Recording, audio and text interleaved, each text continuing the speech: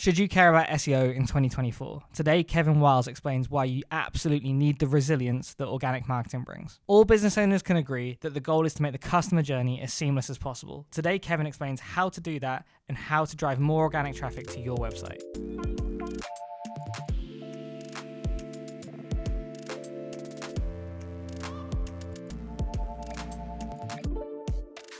In 2024, why should someone care about SEO? I think if you're a brand that's trying to scale, first and foremost is like, how can you cost reduce, right? And grow at the same time, which is like use SEO to reduce spend in paid media. That's first and foremost. I think the other part is like longer term, if you're ranking for a good set of keywords, not that you can take the reliance off paid search, right? But you can naturally acquire customers through organic.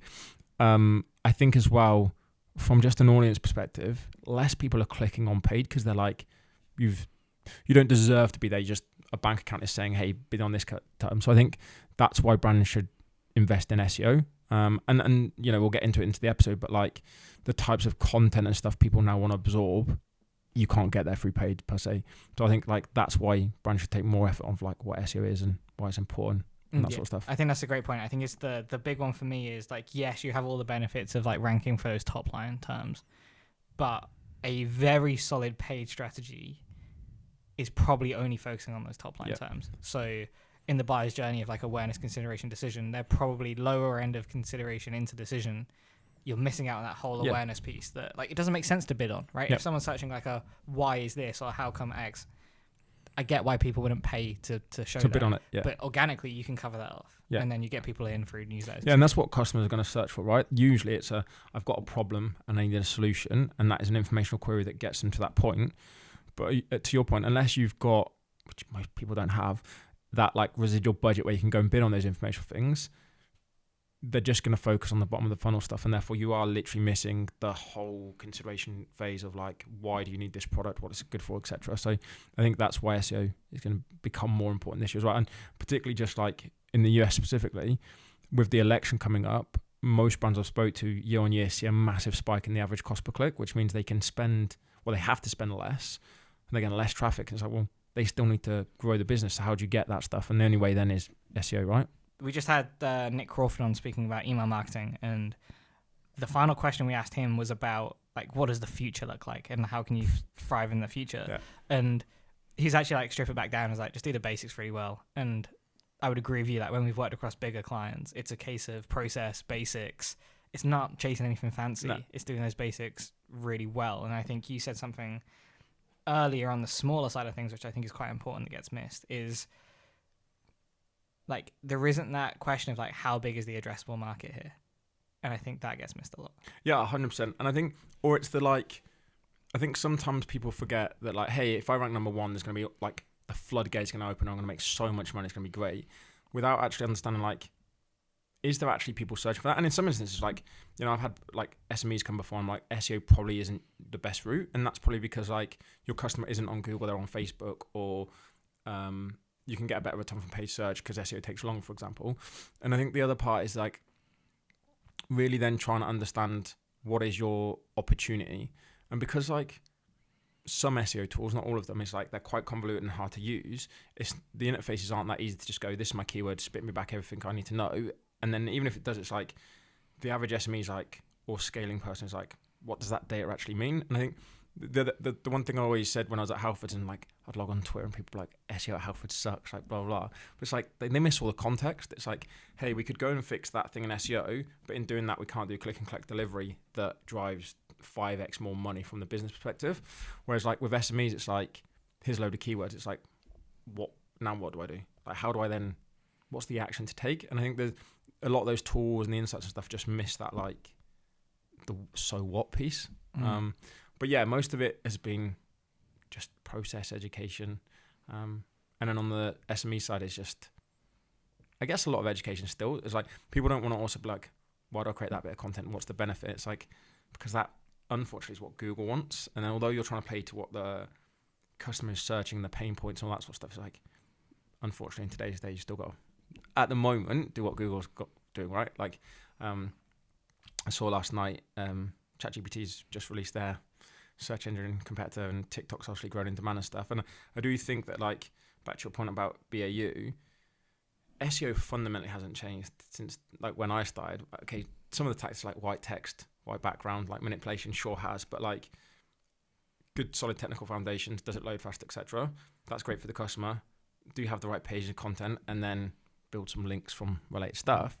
I think it will change in the future, but even now on TikTok, it's like build a video that is relevant to the audience. That's still basics, right? I think people just like, there's a new silver bullet over here. Let's go and do that stuff because it's cool, and just miss everything in between. Yeah, I mean, that's why when we started 1225, we went with that exact direction of, like, we call ourselves like the audience first SEO agency, but it's more to like go back to the principles of, it's just a marketing channel. Yeah. And to do marketing well, you have one thing, which is relevance to your audience. Yeah. And the rest, like you say, yeah, okay, you've got to play a bit of a Google game sometimes or whatever it may be.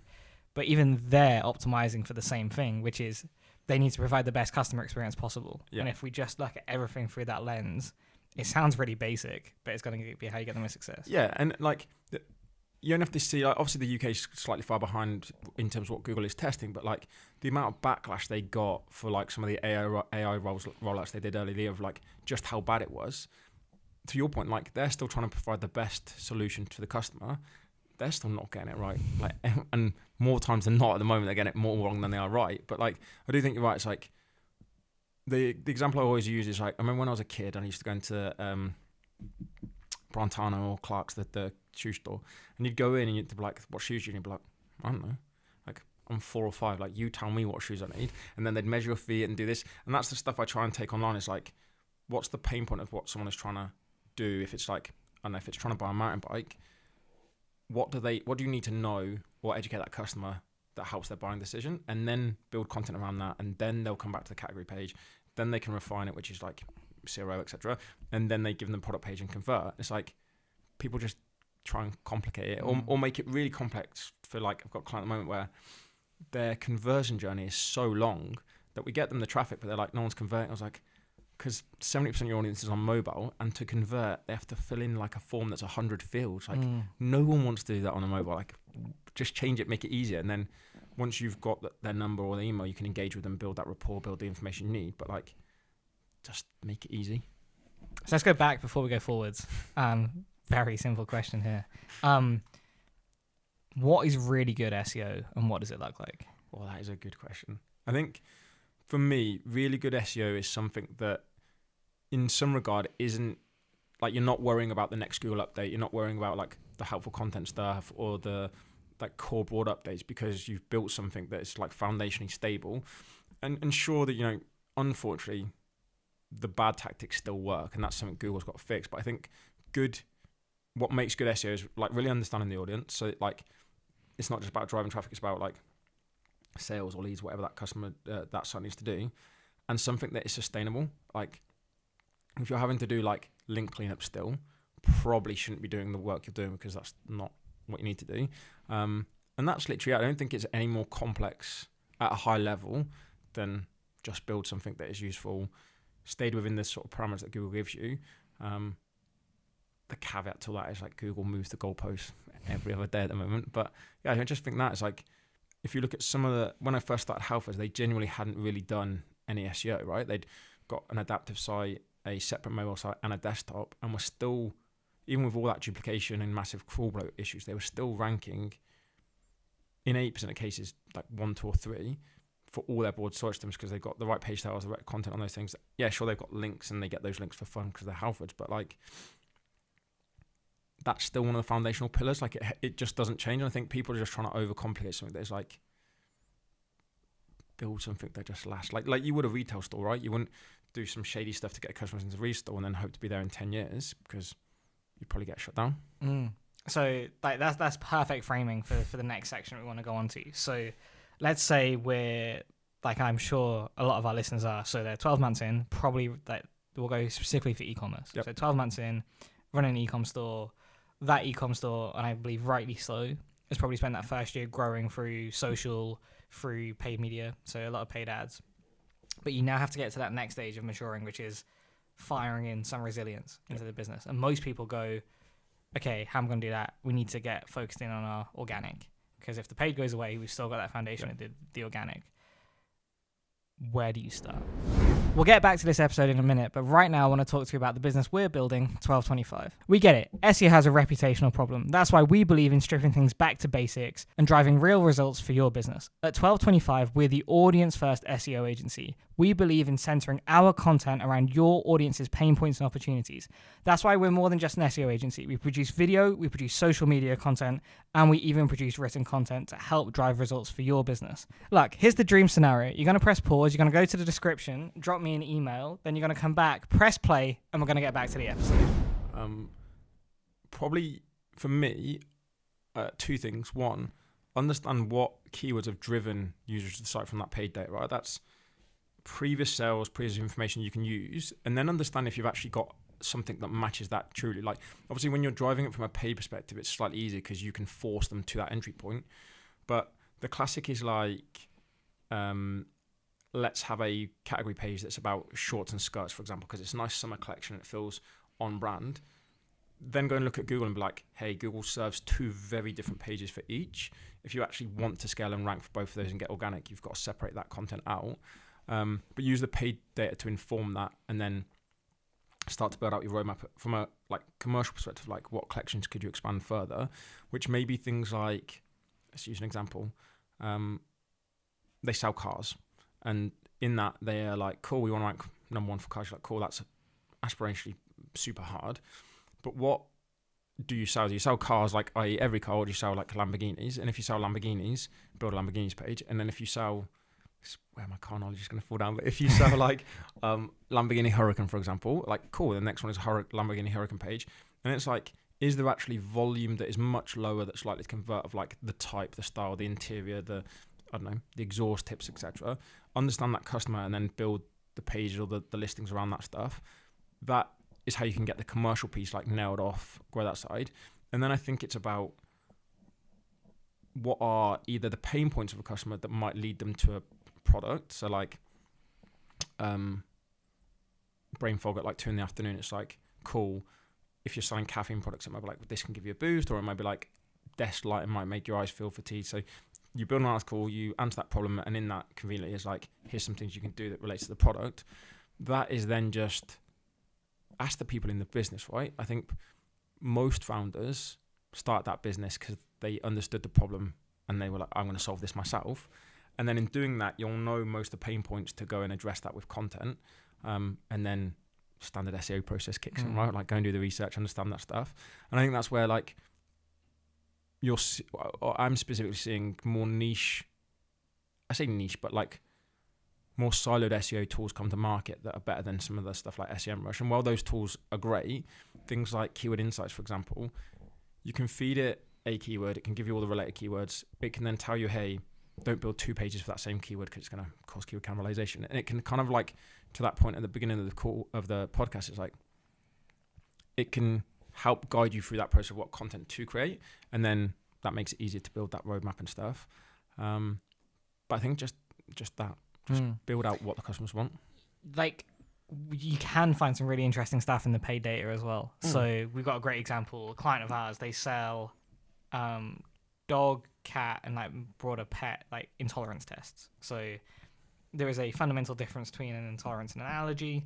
I'm not a doctor, but my understanding is one is about the immune system, one just makes you feel a bit crap. Yep.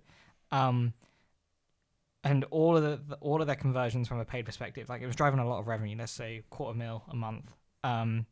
All of it was around allergy testing. But they don't sell allergy tests, but they could build on that allergy keyword and, like you say, funnel through to the product that you do offer. From an organic perspective, they sell an intolerance test. We can't call that an allergy test. Like, we run into a whole range of issues. So it's like, well, okay, there are 50 searches a month for intolerance test. There are 5,000 for allergy test. How can we rank a product that isn't called that for that term? And then you go, okay, we have a fundamental business challenge here beyond just an SEO challenge. Yeah, and I guess, and on top of that, you don't know how many people actually, to your point, what you just said, right? It's like, you're not a doctor, but you think it's this. Like, how many of those people searching for allergy test actually know that they want that versus an intolerance test? And then it's like, cool. For me, my mind goes, article about here's the core differences, because that might just be half of those people searching for that. Not that they're uneducated, but just don't know the fundamental differences of what those two things do. So they go, actually, I don't need that, I need this, and then you've still got them into the site. To your point, it is then like a business issue of like, the market is there, and if we want to grow the business, we've sort of hit the ceiling in this pillar, we need to expand into there. Harvard's had the same thing when they launched new products. It's like, how do we own the market from day one? Electric scooters was a cool one. It was like, we launched the electric scooters. It was like Pure, Lando Norris's dad's company at the time, had already entered the market, was doing it pretty well. It's like, cool, we need categories, and then we need them broken up by this, and then we obviously stocked all the main brands. But it's like, the law around electric scooters is so vague. It's like, you can hire one from like Uber and Lime, and that's totally legal. But if you take your own on the road, that's a like penalty on your driving license. Like, and so our immediate thing is like, we need to address that, and we need to be clear of like what the laws are. And then that got content, and then by byproduct it got links, because journalists were like, hey, we didn't know this, etc. We then built a study around the laws across Europe to show the UK is pretty old school in that stuff. And that generated a load of links, and then we got traction and grew from there. But that was a business problem, and then eventually they pulled out of that market because electric scooters died in the UK from a privately owned perspective. But yeah, it's the same thing. It's right. It's understanding like what are the issues, and then how do you adapt to overcome those things. Yeah, and you see them. So if we take that specific case with the animal tests, is most people search for allergy because it's just more commonly in the vocabulary. But what you find quickly is if you want to do an allergy test on your dog, you have to take a blood sample, and I don't think anybody wants to take a blood sample of their dog at home. It's just going to get messy. No one's going to enjoy it. Whereas like the intolerance test is just a sample of the hair. So quite quickly, the way that we spun that was, this is an alternative to an allergy test. It's not going to tell you if they have an allergy, but chances are if they're intolerant, they're going to have an allergy. Just avoid the food, and you're going to avoid the allergy, and then explaining that it's less intrusive and things like that. So there is an educational process, but you can get around it. But at the same time, it gave them a clear route. But if you can go and get an allergy test, you unlock this whole section of the market that you couldn't before. So I think, going back to that question of also what is good SEO, I think it can be like business decision leading as well, even if it's just from the data. Yeah. And the other part is like, one of the other big things I see, like maybe not like scaling brands, but like bigger brands a lot of the time miss, is like connecting paid and SEO together, and the overlap of like what one can give each other from a data perspective. Or to your point, it's like, hey, you can't really have content and stuff specifically about allergy tests, but you can bid not from an SEO, from a PPC perspective, drive paid search to that article that shows the differences and you know what it might actually mean, and then get them in to come back and search. Like they might then go away, cool, that's food for thought, go away and then search intolerance tests, you roll the own market, you still get that sale. But there's loads of benefits like that from just integrating different channels, right? The same with PR and stuff, it has an impact on SEO. I'd agree with that, and I do think that is a challenge that you start to face when you're on that when you're scaling up. Is obviously SEO, as we were talking about, it tends to come in like three pillars. If you've got your technical, you got your content, and then you got your off page with the links and the PR. And I think what happens is you can understand content, right? Like if you have no knowledge of SEO, you can understand the principle of these words are being added to my site, or this video is being added to my site. But the other two feel like a bit of a dark art, something that's not understood, the reputation isn't too good. So let's focus on that technical for a second, because this is a question that we run into a lot when we first start talking to brands. Is they'll be on a platform, so call it like WooCommerce or Magento or something, and there's always that shiny new thing of Shopify. And the amount of times we get into a conversation of like, should I move across? What are the advantages? Am I going to see any growth, etc., etc.? So from your perspective, how important is the platform? It is pretty important. I think it's important when you first start to go, this is where we are today, but this is actually where we want to be aspirationally in 5 years, because then you can try and avoid doing like multi-platform migrations and stuff, right? And you don't have to look on, like, I call it SEO Twitter, but you don't have to log into SEO Twitter, right? And see some of the like case studies where like a site's migrated because they were scaling, they bought another business and then it's tanked. So I think like future planning is good with all those remits. Other things like, you know, WordPress is great. You can edit the code. PHP developers are widely available, like much easier than liquid code developers for Shopify. But add a load of plugins at a third party, starts blowing the code, starts making it slower, and then it's like, cool, then you need to increase hosting costs, and who is a reliable hosting provider? And then the same with Shopify, right? It's like you get a theme, you get apps, some of that stuff you can't tweak. They're getting better with like the robots for you can now edit and stuff, but like it's not perfect. I don't think there is one platform, unless it's completely bespoke, that is like ticks everything. I think you still need to modify some aspects. it's just, I do think it's important, but it depends where you want to go, right? I still I have clients on WooCommerce and they love it. They'll never move away from WooCommerce. They like the fact that they can put a job on Upwork for a developer in PHP and it can be done for like a few $100. And then if you want to do the same thing in Liquid, it's like much harder to find those developers because it's still relatively new. And when you do, it's like 5x the cost because it's way harder. So yeah, I think it depends where you want to be. How many products you're selling is important, like internationalization. But also it's like, it shouldn't just be an SEO decision. It should be like, what's the flexibilities for everything else? Like Shopify has limitations or did until they did the release this year of like international stuff. WooCommerce just is hacked left, right and center most of the time unless it's really done from a security point of view. So yeah, relatively important, I would say. So where would you go? So one of the things that you were saying before we hit record was you have aspirations of building out some of your own e-com stores. Where are you starting? Probably Shopify. Yeah, probably Shopify. There's bits that I wish they did better, like the blog type stuff and being able to build that sort of stuff without too much customization. But I think fundamentally from a like base, you're going to start an e-com site. Shopify is probably your best bet. And that's more so that like everything is plug and play, right? Like it's already set up to transact. It's already set up to do certain stuff. Whereas I think WooCommerce and that sort of stuff still needs a lot of effort. Or you're like, you can do that bit, but you need another plugin. And then it's like, oh, you can export your data, but you need a plugin for that. And it's like the amount of times I logged into a potential new client's WordPress backend the other day and they've got like 69 plugins installed. I'm like, why? Like, and it's like a plugin to install GA and then a plugin to view GA data in the back of WordPress. You're like, but all of that can be done like manually. Like what? And I think that's the issue is like WooCommerce just is so easy to add a plugin and save yourself time, whereas Shopify kind of force your hands in some regard to build unless you get the apps. But yeah, I would Shopify. So one of the things that I wanted to do was, to your point on SEO Twitter, and like basically anyone who's selling SEO, all right, 80-ish% of people who are selling SEO, like a lot of the same stuff gets regurgitated in terms of advice, and it's very boilerplate. But it's also the stuff that like these people who are scaling brands are running into a lot. So what I wanted to do is I picked out some of the key themes and I just thought we could talk about them. Shoot. So you start talking about e-commerce, you're going to be maybe a couple of scrolls away from hearing category page optimization. Like, what does it mean? How important is it? It's pretty important to attract, I guess, like the mid-funnel high volume search terms. I think it is important to get those customers in, you know, things like breadcrumb structure, schema, category content if you can, header tag optimization. We're seeing it more where Google's like put FAQs on category pages because it ranks and stuff. But I don't know if that is the right, like the FAQ side feels like it's still informational and then you're mixing the intent and stuff. But like overall optimizing those pages, massive.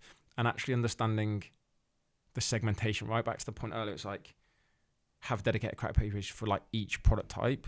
The one thing that Shopify doesn't do very well at the box at the moment is like that, like I go onto a category page, I apply red and I want to now be put into like red men's long sleeve t-shirts. That stuff isn't great. Like, and it's not great on any platform, right? The facet navigation is like SEO hot topic because it's like, if you get it wrong, it's like billions of URL or millions of URLs that Google now crawls and creates issues and that sort of stuff. But like, that's where I would say is like, if you're trying to scale, is trying to identify the sweet spots of like keywords that have good enough volume that can help you grow, aren't super, super competitive, or putting effort into going real niche keyword targeting, really low volume, but like mass market those volume keywords that are going to probably convert. So let's look at that specifically then. Let's take an example. What we've got. Let's stick on the food intolerance testing side of things then. So we have, if it's in Shopify, to break this down for people. So when we say categories, Shopify call them collections. They're the same thing, just different names. And we're going to have a dog intolerance test, a cat intolerance test, horse intolerance as an example, right? Those collections just naturally exist. And they obviously, like you said, they're like middle of funnel to even bottom of funnel keywords in themselves, like dog intolerance test. At the moment, native to Shopify, you're just going to get a title at the top and then the list of products. How do you go about optimizing that for SEO? I mean, if those are the only elements you can do, I would basically start to go through Google, right? If you've got no access to tools at all, just go and look what Google is ranking them on. So like go into Google, dog intolerance test, see what other brands are listing in their page titles, and then start to go, you know, what are, if some of them have got like free returns or verified by vets or like hundreds of happy customers, start to integrate that if you can into your page title to drive click-through rates, into the meta description of stuff. I think if you've got access to keyword tools, use that data to help inform those decisions. And then it's like there's a million one articles about like keep the page title and the settlement for mobile, and same with the descriptions and stuff. That's out the box, probably as much as you can do on Shopify, right? And then it's things like name your products correctly, because that product's going to be on the collection page, which is going to help the co-relevancy and stuff. But out the box, that's pretty much limited to, right? Yeah, I think there's some interesting stuff that you can do. So, like thinking about that particular example that we had. So, if you Googled that, so dog intolerance test, you can see, like we'd call it a SERP in SEO, so a search engine results page. You can see what is being displayed. And for our page, in the Shopify page template, it would have like on the right hand side, it would have your price, and then it would say not included, VAT included. Yep. And like Google was taking that line as what they were showing in the meta description and things like that. So while everyone else's was showing like product benefits and things like that, ours just said like VAT included. Yeah. Like, where is the value to the user there? So if you can see that, you can then make a change to that. So I do agree with you that just basic things like look at what else is showing. Yeah, and we honestly, sometimes you look at stuff that Google's doing, but they're like, we've done this for the user, and to that point it's like, that makes no sense. And that's where like is then ties back to the technical thing, is like, is there a reason Google is choosing that piece of code on the page? We had it with a client in the US where it was pulling through, like literally it was like the image name that hadn't been, it's just like jar.png, for example, it was put in the meta description. So we ended up having to then modify the code to put like no snippet, try and force Google, even with the amount of rewrites we did on the meta description, Google just put jar.png. Like, this is not helpful to anyone. And you end up having to then try and like technically try and solve those problems. But yeah, Google is the best way. And the other part of that is more recently when you start to search things in Google now, if you scroll to the bottom, it gives you like related searches, which could be new collections, or at the top, it will allow you like, some instances, like I call them bubbles, but it gives you like related things that you can segment that search down.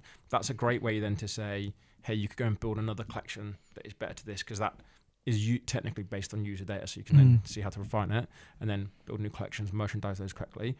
The other part I think is like people go overboard with that, but all these collections, but like 99.9 of them have only got one product in each, like just bad user experience, right? Extra clicks, like soft 404s, etc. So only do it if you can actually properly have a voice in that collection section, I guess. Yeah, and again, a nice segue there. So one of the things that will come up if you're researching e-commerce SEO, you'll see probably like a Mars article on it or something, is site structure is going to come up quickly. And if you're pretty new to this, what site structure is, at least as the visual it's going to show you, is most of the time it looks like an organizational chart. Yeah. Is the way that I like to think about it. So let's go through top level.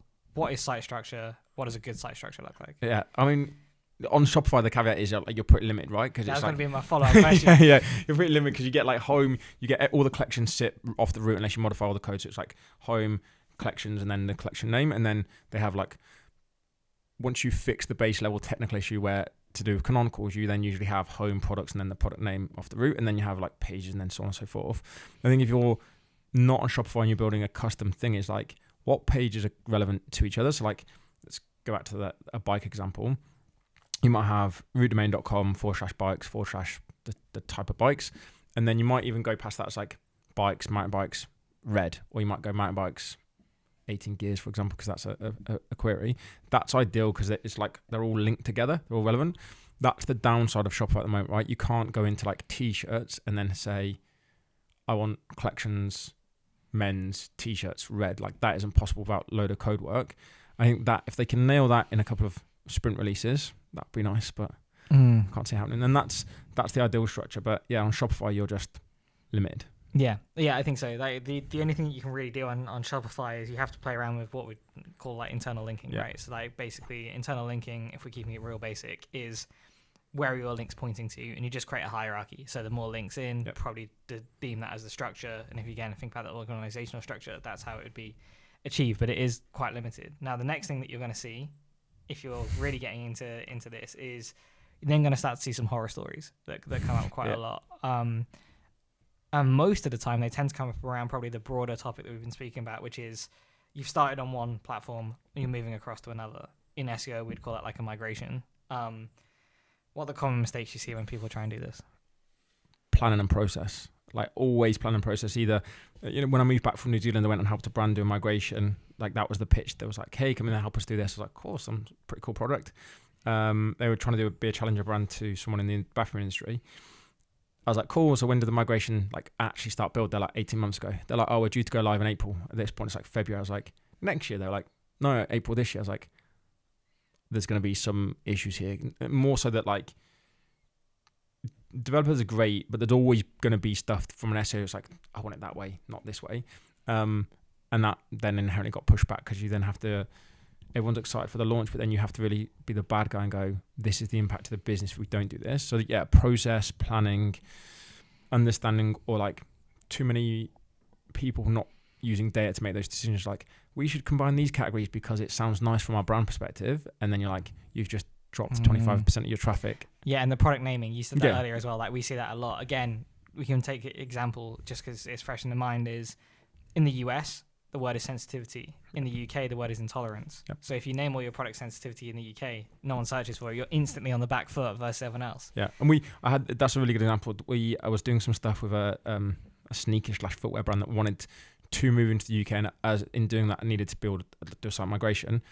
So basically, it was like, well, we'll just take the US site and replicate it to the UK. But in doing so, fields were locked globally. So like the category naming structure was locked, for example. So like whatever you call it in the US is what the UK got. I was like, no one in the UK searches sneakers. Like, or if it is a small margin of like those people are really like into their trainers and know it's a limited edition pair that's available in America only. So they search like Air Force One sneakers because they know it's that. But like as soon as you've done that, you're like, you've missed all of the other market. And it's understanding those nuances between markets and stuff, or replicating the site and not being able to translate URLs and stuff. Although it's only marginal, I think it has. I think Aleda Solis did a really cool study on this, where like those signals help from a trust perspective, where you're more likely, if you speak French, for example, click on a URL that is translated in France rather than, hey, it's in English. You go onto the page and its content is in French. You're like, I don't understand why the URL therefore isn't. So I think those are the things, is just planning, preparation, URL mapping, content, product naming, all that sort of stuff. And in that naming convention, understanding like the sneakers trainers example, like what do people actually search for by markets when they do that migration? Yeah, and that was going to be one of our follow-ups, which is like if you're scaling, especially in e-com, if you've got like a very scalable product, one of the first things that you'll do is just move internationally, right? If you've got a decent chunk of the UK market, you'll probably go to the US and vice versa. And I think there are two ways of answering the mistake that gets made there. Like, yeah, you have a technical problem sometimes with like getting the href right and site structures, et cetera. But I think more often than not, if you're working with someone like semi-clued up, even if a developer, you can probably get that part right. Yep. It's just you forget to think about the language nuances and the contextual stuff. Because you're like, I can move into this market and it'll be so easy, and we just like drag and drop, and you're like, it doesn't work that way. And I think that is the key thing. And when it does, it makes it way harder, because you're like, you can't really then just replicate the site right, because you have to then change all the category structure and all the URLs and all that sort of stuff. So it is harder. And I think when you're scaling, it can be easy to just go, we're just going to drag and drop this because we want to fail fast and then learn from that. But it's like probably better to get it off from day one, get it correct, take longer, and then not have to go back and fix it. All right, let's do some debunking. So again, in that mindset of we've been running an e-com business for a year, that owner has probably received 1 million emails from people in SEO claiming unbelievable results, right? So instantly there is a trust problem building from day one of you running your business into this thing of SEO, which for most businesses, especially in e-com, is 100% something they should be investing in. So what would you say to that business owner to convince them that it's a channel worth investing in? I think, and it's always difficult in SEO, right? It's probably one of the hardest things, but like actually trying to show the value of what it can bring from a forecast perspective. I think, if you can guarantee, if people can guarantee you number one results, probably a red flag, because like you aren't looking after the algorithm at Google. So unless you're physically the engineer in Google, how are you guaranteeing something that is a good one, to be fair? I saw an email the other day, it got forwarded to me from a client, because sometimes clients will forward like, they're saying this, is this true? And they were claiming that they have an inside loop into when the algorithm updates are coming and things like that. Yeah. It's just a red flag. Yeah, and that's the thing, is like what that will probably be is like Google's now started announcing when it's coming on Twitter, right? And they've gone, my in is I follow the search liaison account on Twitter. Like, it's not an in, it's just everyone sees that. But I think as well, it's like trying to promise the world of like we could get there for 3 or 6 months. Sure, in some cases you generally can, but it's like a plumber wouldn't come around your house and be like, I can guarantee to fix this problem 100%, because he might not know that the pipe's also blocked a meter down the road that he's not been made aware of. And I think it's the same thing with SEO. It's like a lot of people got new business for a long time by selling like a dream, and then that dream didn't come true. And then to your point, like lots of people now like not really sure I trust SEO. And I think that's why businesses are so reliant on paid, is because it's like spend 100, you can get 200 back, right? It's easy to prove that ROI. And SEO is just so hard to forecast properly. But I think the green flags are like, can they actually work out what your opportunity is, what your total addressable market is, and have a proper plan, not just like, we're going to do all this stuff on a checklist because Google says we should, right? And it will be the classic of like, I've got a 50-page website and I deleted the product because I didn't sell it anymore. And they're like, oh, you need to fix your 404, it's massively impacting search traffic. You're like, unless that page has got some really cool backlinks, it's like one page that's not internally linked, it's like probably not going to fix that and have a massive impact on traffic. And I think it's that like context is key with all that sort of stuff. But yeah, the forecasting thing would be like, get them to do a forecast, work out the opportunity. And even if not, just take competitor stuff as a benchmark, but like, look, this is what they're getting, this is how much content they're producing. Not saying that you need to do the same amount of them, but like, can you do what they're doing better, right? Can you enter that topic better? Again, use third-party tools. That's how I'd approach it. And I think the big thing to look out for, and I think it's a mindset that you'd have to go in with if it's your business as well, is the really good people are going to be telling you, like, this is a forecast. We might not get there, or we can get there, but we can't guarantee you what time frame that's going to be over. And I think it's like, I think about it, like, if you go to a PT at a gym, like, can they help you lose weight or can they help you get bigger? Yeah, but they can't tell you we're going to do it tomorrow. Like, it's a process, and some things might work for you, but they don't work for the next person. And you have to go in with that test and learn mindset of like, we're working towards this end objective, and we know when we get there, it's going to be great. But we can't tell you what. Yeah, and that's the key thing. It's like, there were probably travel brands before COVID that were like, in a year, if all things go well, we're going to be at like 10 million a year. And then COVID hit and they were 0 and probably clap, because like COVID's an unknown, right? Or any of those big things are unknown. But I think it's like, therefore you have to have those caveats, right? And as bad as it is like, I hate when people are, it depends. It's because in generally a lot of the cases actually does depend on lots of other factors and stuff. And you just have to then try and have that like eye on the long-term goal, work towards that, try and keep clients on that process of like, we need to do this stuff in this time frame to get that stuff done. I think it does depend. Like, even if you take that example of the intolerance versus sensitivity, but like, I can probably help you get here if you change your product name. But I don't know how long it's going to take you to change your product name, because you got to sort out your like fulfillment, you got to sort out your labeling, you got to sort, like, I can't tell you how long, and plus you might not even be able to do it for a legal reason, whatever it may be. And then obviously the number that I forecasted there is going to be dramatically different depending on that. So let's look at it a different way as well. Like, if you are still researching, thinking about getting into it as a business owner, you're also probably going to come up against a lot of fear and worry and anxiety at the moment as well. Like you mentioned earlier about GPT releasing their search, and I think there is a sentiment as well of like, some of this is like, this is short term now because of what's coming. So what's your take on that side? I think I try and step back and be like, the ChatGPT thing is like really interesting, and I do think eventually it will take some market share, but like, can I ever see my parents going and using ChatGPT to search things online? Like, probably never. Can I see family, friends, and people that are younger generation moving completely to a world of like Amazon and TikTok? 100%. Like, they just engage in that content way more. I think it's therefore you need to understand the sort of demographics of that business and then work out where they might be, and then try and put a strategy into place. And of course, like, if you're a bigger brand, you may have products that sit across all those platforms. But again, that ties back to, is social doing things that SEO and SEO tools could help inform from like a TikTok or YouTube perspective? Are you even talking to those teams internally? Like, are your agencies collectively talking to those things? Or is it purely just like SEO sits over here, social sits over here? Most times they have their own KPIs.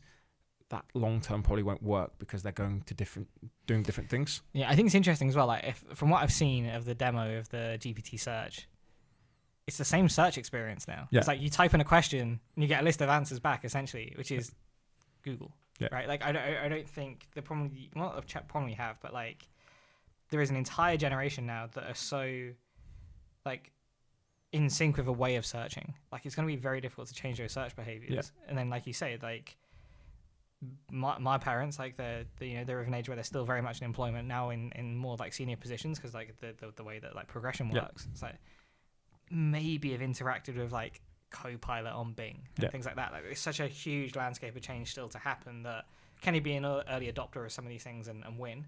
Yes. But should you still be very much here for the here and now as well? Yeah. Yes. Yeah, of course you should be. And I think that's the other part is like the outside factors of like, I never forget the day I came, my sister and mum would like always try and get involved in like understand what I do. They're like, does stuff with computers, like slightly different, but sure. But like, I remember when there was the big case on Google about the privacy stuff and those sort of issues. Mum's like, oh, have you seen this? Like, blah, blah, blah. I'm like, now she just won't use Google. So her phone is defaulted to like Firefox or Bing or whatever. And it's like those external factors impact how people search for. And I think I had a client years ago that they got less traffic from Bing, but their AOV was like 3 times more than that on Google. And it's because like the more affluent, older people were using Firefox and Bing to search for those things.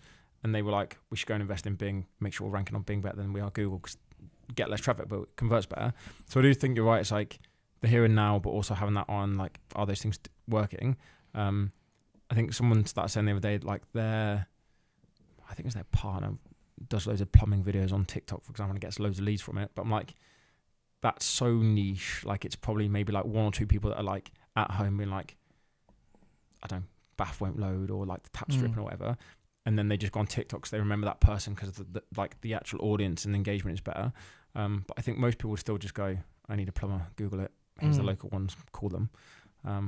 But yeah, and I think as well, like some of that will be, can you trust the answers any of those AI platforms or even Google is giving out related to, as I'm getting older, I like started to look at like moisturizer and ice creams because I sit on my computer too long. I'm like, the things of like my first search behavior was like, what's the causes for my eyes feeling fatigued? Is it like the lighting in the office? Is it that like most people when I have calls, I'll have the blind down because it reflects on the computer screen. I still wouldn't trust the health answers any of those platforms give me, because I'd be like, where are you getting that data from? And is it validated for someone who is actually like allowed to give information about eye health? And when you read something, it's like, you might have like an eye, like a real severe eye issue. And you're like, I feel like I'm about to die. And then what actually happens is just my eyes get dry because I don't have enough light in the office. Yeah, I think my take on this is that I think this is where we're going to see the biggest generational divide, in the sense of like, if you're growing up in this world now, like some of the core principles that we would have banked on previously aren't going to be there anymore. Yeah. But for the people who are of different generations, I think it's going to actually increase in importance. So like, so the one that we use all the time is the principle that people buy from people. I think like you're saying, that for a certain generation, I think that principle is going to be lost. But I think for like, let's say, so I'm 28, so probably like my age and above, that's doubling down now. Because I agree, like, would I trust AI to answer that question? No. Would I trust someone I can physically see, hear from, see their credentials on? Yeah, I probably would. So I think there are 2 different ways that you're going to be able to start winning there, just based on where the generational divide is. And also, like, I think when you're selling a product, I've got one client that does like a service based in the US, and then like obviously lots of ecom products. The service based one, like high intent, like massive issue in the US, what he does, but like he got hit by helpful content update previously, but the content's all been manually written. He's a lawyer, so it's all him writing it. Got hit by it, seen a massive decline in traffic. The SERPs and stuff have changed in that period, but now genuinely gets most of his leads through multimedia content on TikTok and YouTube and stuff, where people are looking to solve that problem themselves, then going, this looks really complicated, I'll just give this guy a call. And then you've got the flip side, which is like influencer type content on TikTok and YouTube, where to your point, you're like, then someone might watch a tutorial on like how to apply foundation, for example, and go, oh, that looks great. What product is that? What brand is it from? And then purchase it that way. And I think that's the other shift. It's like you buy from people. The downside is you've still got that issue to get over of like that person might be being paid to promote a product they don't actually believe in themselves. And you're now going to buy it because they've done a video about it and stuff. And that's where I think the authenticity piece comes in. It's like, I think we'll see a shift from influencers to be like, let's call it brand ambassadors, where they're actually part of that brand. They've got a vested interest, so they use the product. And if they don't, ethically, you'd hope they say, I don't want to be involved in this because I don't believe in stuff.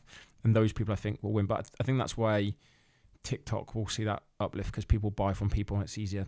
Short video, call that product works. All right, so let's get people inspired, right? So we're saying we're still that camp. We're 12-month-old e-commerce business, thinking about doing SEO. Like, let's start showing people a bit of what's possible. So obviously, like we said, you've worked with some incredible brands over the years, and obviously you continue to do so.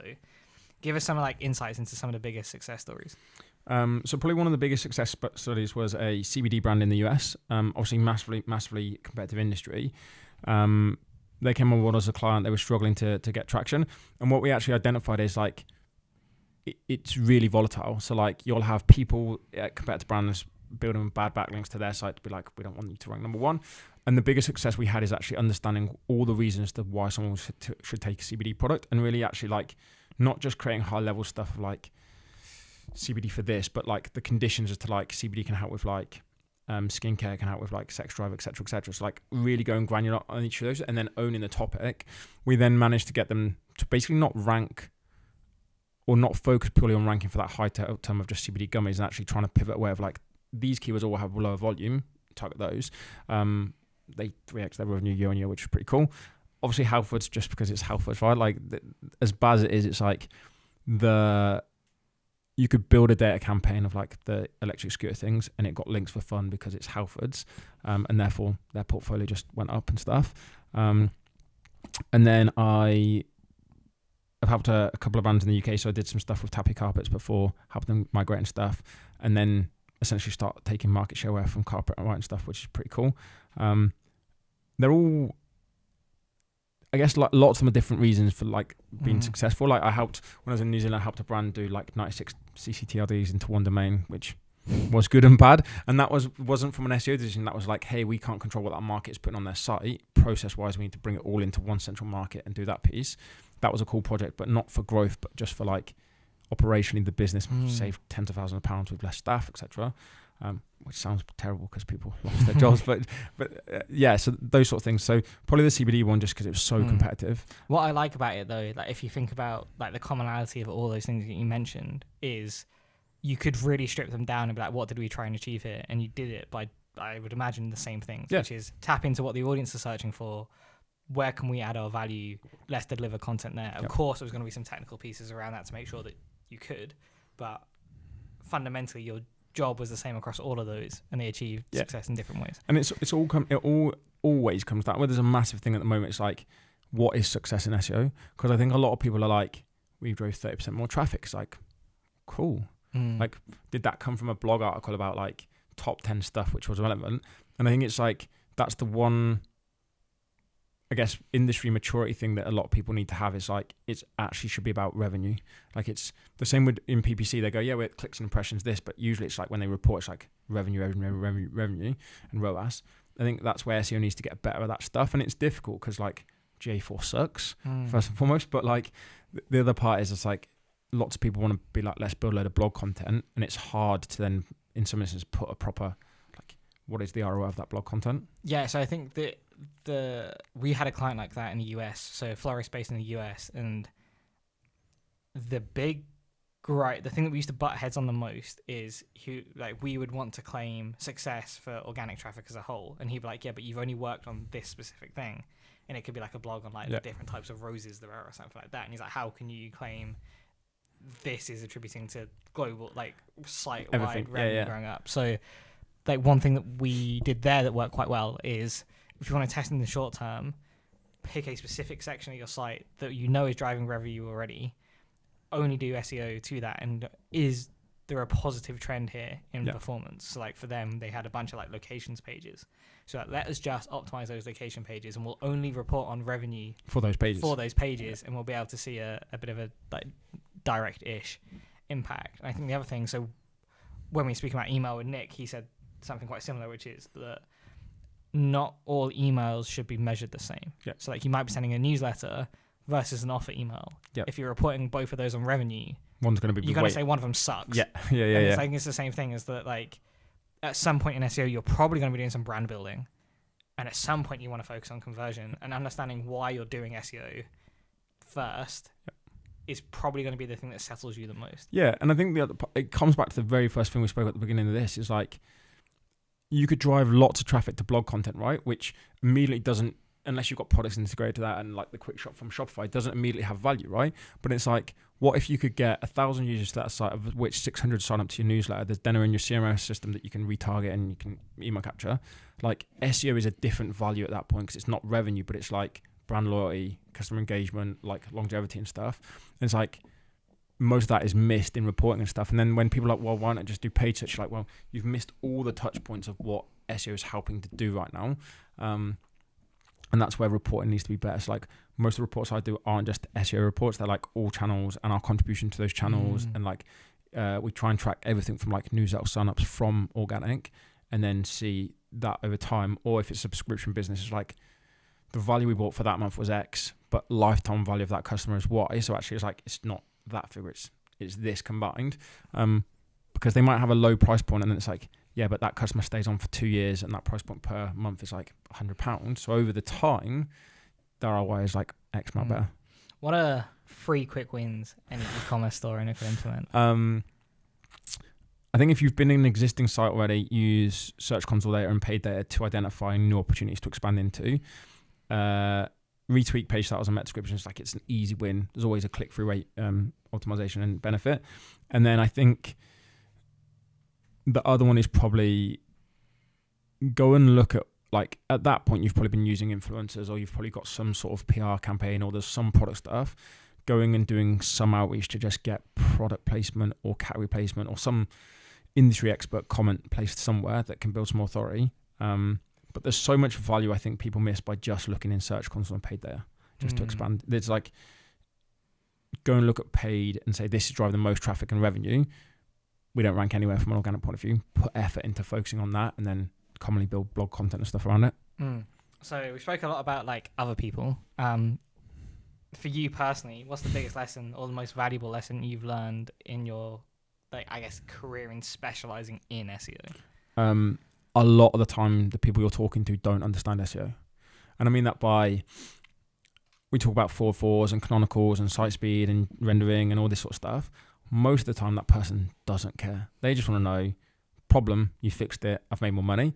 So I think the storytelling and the collaboration with clients is one of the biggest things. I think as well, when I made the switch from agency to in-house, is like, it wasn't, when I look back on it, it wasn't helpful shipping 20 tickets to the team to say, fix all these, because they're working with a million different teams internally to fix those. So it's like understanding what truly is going to drive growth and focusing on that and really doubling down on that. And then I think from a consultant point of view, I think it's like your network. And more so like, if I sit at the home office, got 2 cats, it's like, they don't help with SEO. So you kind of like, sometimes like you need to build that network of like, and I think it's important because like loads of people I'm seeing like going freelance, because it's, people look at it as like a dream. You can work wherever you want, what hours you want, but it's like eventually you'll get bored, or you'll need those people to talk to in real life that make it easier to collaborate. So I'm looking at, like, I've got a co-working space and stuff I go into, and those people in that co-working space can help problem solve rather than just being Twitter or Google Meets or whatever, which eventually you're like, I don't want to do this anymore. Yeah, I'd agree with 2 of the things that you said there. One of which is that eventually you're going to come up against something you haven't seen before, and having someone to be like, I haven't seen this before. What did you do? Yep. is invaluable. I think the second one was, I learned pretty quickly that people, like, you're normally having to pitch for sign off on something or more budget or something, and the people that you're talking to there don't know what you're talking about, or they don't have a lot of time and they just need like the top line answer. So we used to do the exact same thing. We do a long technical audit or whatever it may be, and just say that's a high priority issue, send it away. Fix it. It's the trying to relate it back to some level of business case, or the high priority, it's going to take you an hour to fix. Let's do that one. We'll forget about everything else and worry about it later. And it's the other part, which is like a little bit of SEO knowledge is a dangerous thing. And I think like sometimes when you, like, I got it literally yesterday, got sent an article, they're like, oh, I've seen this, blah, blah, we should look at this. And you like click on the article, it's like from 2022. And then when you actually like look at that article in Google, for example, the one directly above it is Google's own article being like, this is not a long-term solution. We don't recommend doing this. And you're like, the conflict that takes is because suddenly the people who have no context of SEO look at that and go, oh, well, like, why didn't this agency or person look at this? And then you're on the back foot immediately trying to be like, here's why we've not suggested it. But at that point, it's like there's the question mark of like why it's been brought up. So I think that's like trying to get everyone on that journey from day one of the strategy where you'll go. To your point earlier, like the North Star goal of like, we're going here, it may take longer than we anticipate for these reasons, but that's where we're all aligned to working towards. Kind of avoids any of the curveballs that clients like to throw in. Yeah, I think so. One of the questions I'm going to ask you in a minute is around like, what's the one thing you want people to take away from the episode? But I think like, that's definitely mine. It's been mine for a long time in SEO, which is stop the short term and just ask yourself, are you doing the right thing for the user? Like, I think a great example is there's a lot going on at the moment with like how like tables of contents work on a page, and like, is it being indexed, is it being seen as multiple pages, etc. But I think if you take a step back and be like, fundamentally, does that help the user find what they want quicker? Google's going to find a way around handling that. Like, it'll correct itself rather than like, actually, I'll take it away now, then I'll add it back, and like just keep optimizing for what's best for the user, and the rest will sort itself out. So let's round ourselves out with some quicker fire questions. What's the best bit of business advice you've ever received? Oh, that's a really good. Get a good accountant. Get a good accountant. Yeah, we used like whenever we get asked like what's the best investment we made, we always say an accountant. Yeah, literally, 100% get a good accountant is the best advice ever. Do you have a favorite failure of yours? That's a really good question. Not being able to get some stuff removed from the SERP when you search my name. Which you can go and Google. Don't worry, as soon as you leave, I'm going to do it. You can figure that out after. Not being able to do that, or just Google being a pain and not removing it. That's failure, but issue. Annoyance, I guess. Nice. So if you only had 2 hours a day to work on either your client sites or your consultancy business, how would you spend those 2 hours? Fix all the basic stuff from a technical point of view. So either use Search Console, Screaming Frog, or Siteboard, whatever it needs to be. Fix the basics within your own ability, or get a developer to fix those things. Truly break down into the data and look at where your areas of opportunity are. And to your point, it's like, is that content the best it can be to the user? And then specifically on Shopify is try and then work on internal linking. I think because Shopify has those issues with collections and stuff, it's like the best way to pass that authority. And I would just do that over and over and over again. And then eventually I'd work out where I can get links and that sort of stuff. But just focus, essentially do the basics brilliantly, and just not just like, I've done a page titles, tick. Really look at the data, the CTR, like what's the call to actions you can look at, like what is Google favoring, and then tweak just every single day. And then the final question, you know it's coming. What's the one thing you want people to take away from the episode? SEO is hard. No, I guess like really try and step back from SEO and understand what it is your customer wants, and then do that stuff and do it really well. I think the thing we're going to see over probably the next year is like not a crawl bloat issue, but like a Google saying that page, you've not got a crawl bloat issue, but like that page just isn't that great, so I'm not going to put it in, because they've got a cost to get that page in the index. So I think like really try and do the very best by the customer and understand the problems and pain points, and just do it really well. And don't use AI to create content. Perfect. Yeah, that's it. We're done. Wicked. Nice. Sweet. All done. We can relax now.